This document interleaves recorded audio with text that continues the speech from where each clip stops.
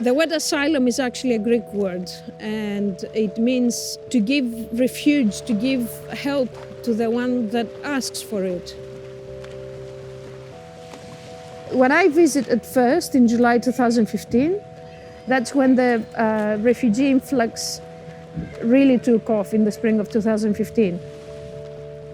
I have a long humanitarian experience in other countries.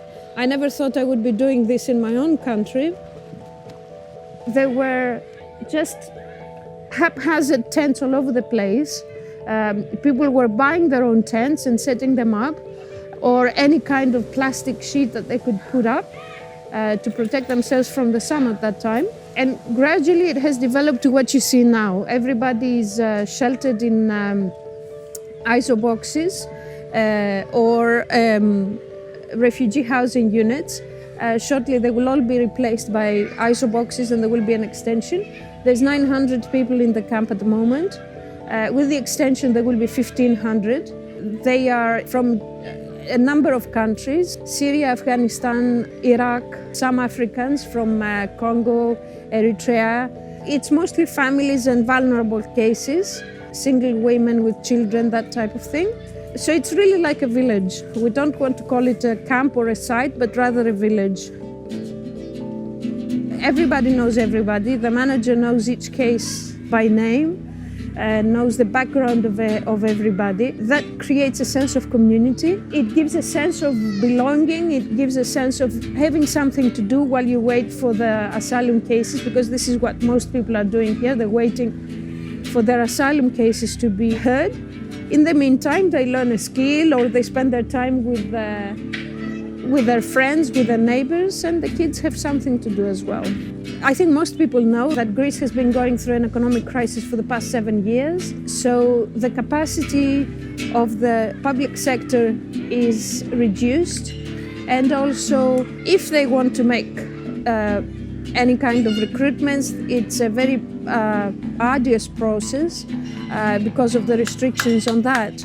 And so we need to look at the refugee crisis within the bigger picture of the economic crisis in Greece. That is the reason that Greece had to request for assistance from other countries. And I think if you look at this camp, for example, a remarkable job has been done with those resources that are available or have been available or squeezed to become available, regardless of what people would like. And let's bear in mind that none of the refugees came to stay in Greece. They considered this to be a transit country. They all wanted to go somewhere else. But because of decisions in Brussels, probably more than Athens, they are here. Because they are stranded in the country, they applied for asylum in this country. The asylum takes maybe a year and a half. So everybody will be here for at least a year. That means in order not to feel that they're wasting their time, they should do something here. And learning the language is the very least. Greek is not an easy language, and it's not a majority language, it's a minority language in the European Union, but it's important to know it in order to be able to just go down the shop. The local community has been receiving refugees and migrants for the past 10-15 years. They were used to having the occasional boat arrive, and they always took care of the people themselves. It's in the last year and a half that the numbers have peaked, where really the international attention turned to Greece. They have been remarkable, and I say this as someone who is not from here, so I'm not blessing myself, I'm blessing the other people. They remain anonymous and they do it from their heart.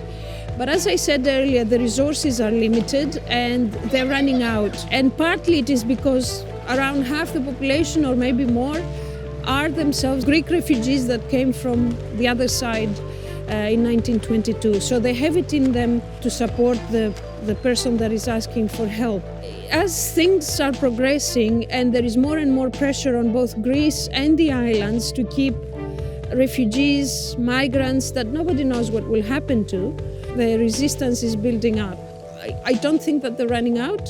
of a will to give, but we have to be careful not to demand too much and to overstretch the goodwill of the people.